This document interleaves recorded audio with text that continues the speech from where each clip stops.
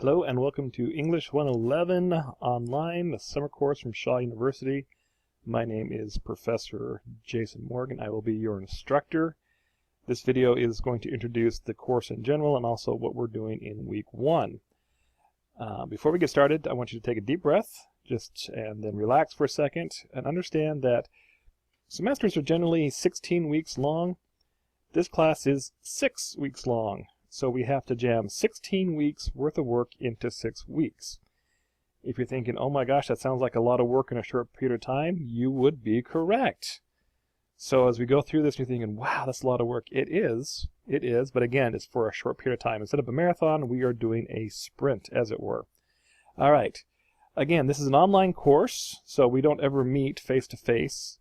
If you have questions, you can email me, and we'll get to that in a second. But first of all, you need to be familiar with Moodle and basically how a general course works. I'm going to turn editing off here so you can see what, because you can't turn editing on because you're the student. Anyway, some basic things about Moodle that will help you immensely. Number one, whenever I post an announcement about changes or reminders or stuff like this, it'll be here.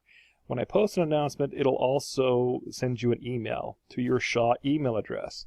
It is imperative that you use your Shaw email. We'll talk about that more in the future. Attendance, I do have to take attendance. How's that done? Basically, as long as you turn in at least one assignment during the week, you are considered that you are attending class for that week. That's how that works. Resources, we'll get to this more in the future. These are some sources that will help you as we're doing different activities. They're generally video tutorials that will show you. And this is another resource, MLA format example. In the first week, we'll be learning about MLA. This is kind of an example of what it should look like when you're done. So these are always at the top of the page because they're the most convenient. Now, as far as the navigating the course, rather, it's broken up into weeks. There's week 1, week 2, so on and so on, all the way down to the bottom. In addition, what I've done is I've made like a checklist for each week. So you kind of do things in this order. And these things listed here correlate directly with what's underneath it. So like the first thing you're supposed to do is watch the introduction to the course video. Well, you're doing that right now. The next thing you're going to do is read the syllabus. Well, if you look down here, that's where the syllabus would be. And then you have to complete the student acknowledgement forms. Well, guess what? That's right there. That's the forms that you would click and fill out, and that's how you would then submit them. See how that works? So these are kind of all in order, and it just is all in order down there. Wow, pretty cool, huh? That's what we're going to be doing for every single week. It's like a checklist. Looks like there's a lot here. Again, a lot of these are just short videos. This will be the longest video you'll have to watch, more than likely. Most of these are just short videos to show you how to do different things. In addition, you can also access any of the weeks over here. So if you wanted to see what was going on in week 3, you'd click on that, and it would show you all the stuff that's going on in week 3. Or you can go back to here. Another shortcut is if you click on assignments, it'll show you all the assignments that we're doing in class. Well, these are all the things that are labeled as assignments, and it shows you, you could click right to them to go right to them, and it shows when they are due and all that stuff. Speaking of due dates, let's kind of go back. There's a very handy tool here in this, towards the bottom, upcoming events. Now, what you can do is if you, under upcoming events, it will show you the most recent things that are due and when they're due. And if you go to the calendar here, then it actually will show you on the calendar, if you highlight a day, it'll show you exactly what is due on what given day, and even has links to them. What? And it has them listed in order here. What? Isn't that cool, huh? So, if you ever have any questions or when things are due, you can go to the calendar, or if you actually look at the week itself, it shows anything in bold here at the end shows when stuff is due. All things are due at 11:55 on a particular day, which is listed here. As far as your grades go, you'd access grades here. We'll look at that more in the future. But what we need to do is look a little bit more what we're doing in course in week 1. Now, week 1 is kind of heavy because we got a lot going on here that needs to be done the first week. And I will tell you, if you plan on saying, okay, well, I'll just push this off until the last day to do it, yeah, that's not going to work. There is a lot of work that needs to be done. So you should be doing some of this a little bit every day. And as you get into class, you realize why. So for what's going on this week, the first thing we need to do is go over the syllabus. So the syllabus is found right here. If you click on this, it'll download the syllabus over here. Okay, and then you open up the syllabus. We're going to hit some highlights. You need to read this and go through it, and then you'll have to sign some forms at the end, which I'll show you. But so my basic information is right here. Okay, I do have an office, although I will not be in my office during this class because it is a summer online course. But I will be checking my email daily. This is my phone number to my office. You're like, well, why are you giving me the phone number if you're never going to be there? If you leave a message, it'll record the message and send it to my email. Pretty cool, huh? Anyway, so what do you need? You have to buy a textbook. What? Yes, it is a textbook. It is called Steps to Writing Well, but you will purchase this electronically. If we go back to our Moodle page, there's a whole thing right here about registering and buying. It's called MindTap. MindTap is kind of the thing we're going to be using for the textbook. It's going to be electronic. The electronic version is a lot cheaper than it would be otherwise. It's like $60. If you don't have the money right away, you can use it for free for the first little bit, but you will need to buy this eventually. It is required. I know a lot of students say I don't have money to buy books. This is college. You are required to buy books. And especially for an online class, since we are not meeting and I won't be lecturing you, we rely on the textbook quite a bit for you to have a reference and to get your information. So there are some links here of how to register and buy MindTap, and then actually how to use it. And then again, these are, if you watch these links, that shows all that. So back to the syllabus, so you do need to buy a textbook. Alrighty, again, you are required to use your Shaw email account. If you email me using a different email account, like a Gmail or something like that, I cannot respond to it. Or if I do respond to it, it'll say something along the lines of, send this to me on your Shaw email. You are required to use your Shaw email because I am required to use your Shaw email. Okay?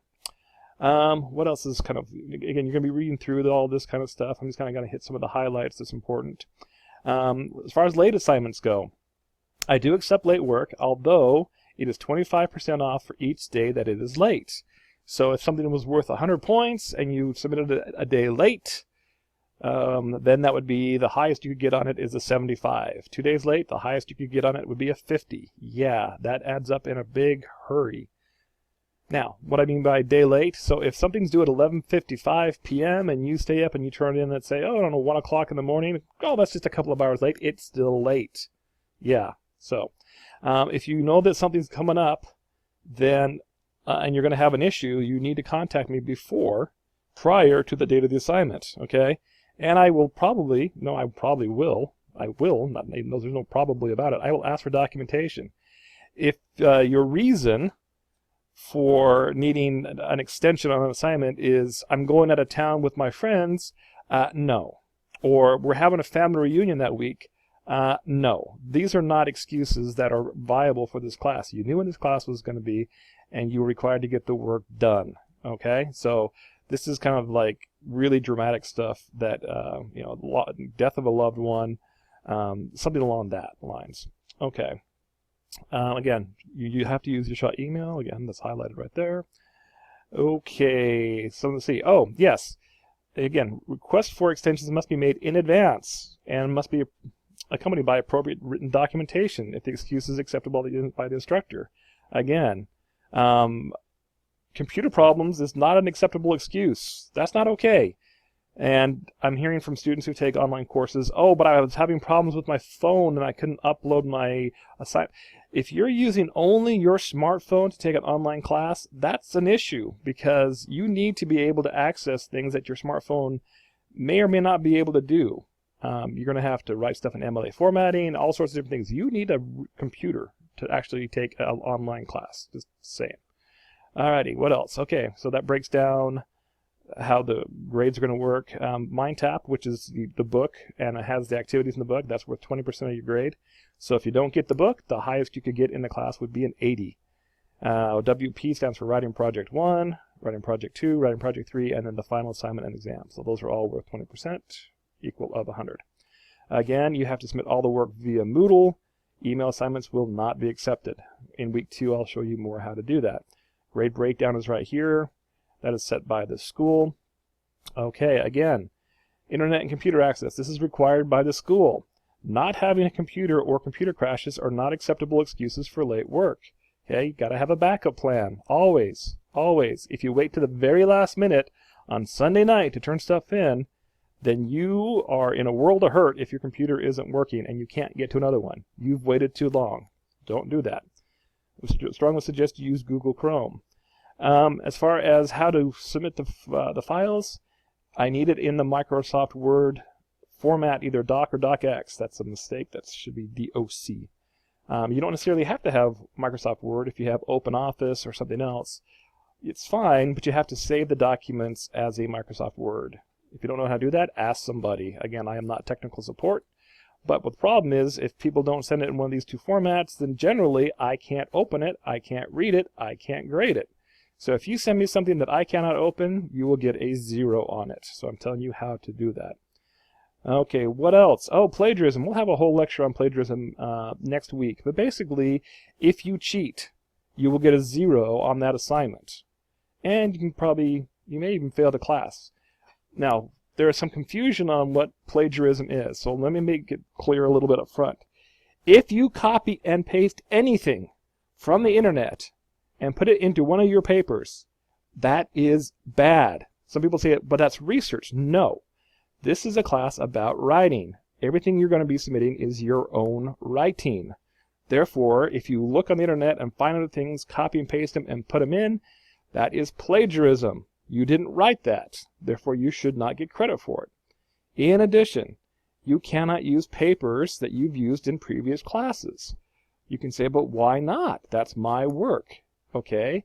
That's kind of like saying, as a basketball player, I scored 50 points in yesterday's game, and I want to use those same 50 points in today's game.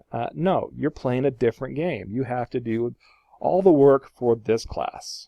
Man, I sound like a hard nose. Well, that's because I am, because I want you to be successful. And then there's kind of the week breakdown of all the stuff that's going on. So that is the syllabus. After you've read the syllabus, then you get to do these student acknowledgement forms.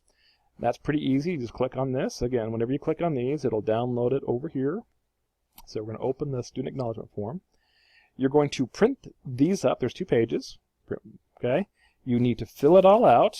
Okay. I'm instructor Professor Morgan. This is class English 111 018. Again, that's just found right here at the top of the class. There it is. Our section and everything. Okay. You need to read through this, and then you need to sign it and date it. So print it, read it, sign it. Print it, read it, sign it. Then you have to send it back to me. Well, how are you going to do that?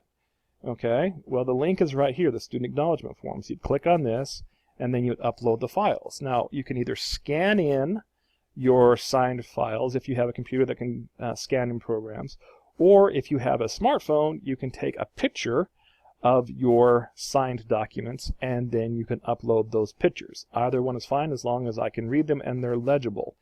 What happens if you don't do this? Then I will not accept any assignments for grading until I have both of these forms. Basically meaning if you don't do these forms and you start to submit assignments, you will get 0 on all the assignments until I have those forms. Wow, that's hardcore. Yeah, it is. Because I want you guys to be successful and I need you to follow directions. Okay? And then for the rest of the week, you're going to just watch all this stuff. You'll learn how to do MLA formatting. There's a quiz that's extra credit. Yes, do that. Okay? There's a couple of lectures, one on narration, one on description, and then there is a short video that shows you the first paper we're writing, which is the narrative. And again, if you watch these videos, this will explain this. And then MindTap, again, once you've watched these videos of how to do MindTap, then you'll understand how this works. You don't actually have to click on this link. MindTap doesn't talk to Moodle. I have to manually go in. And again, these videos kind of explain it. So that's the basic overview of this class. I'm not trying to scare you, but I am telling you that you will need to, in order to do on this class, you need to do all the assignments. You need to do all the assignments on time. You cannot cheat and do all the extra credit and be as engaged as possible. Ask questions, email me, but sometimes the response, when you email me, I will say, go watch this particular video because I've already answered that question.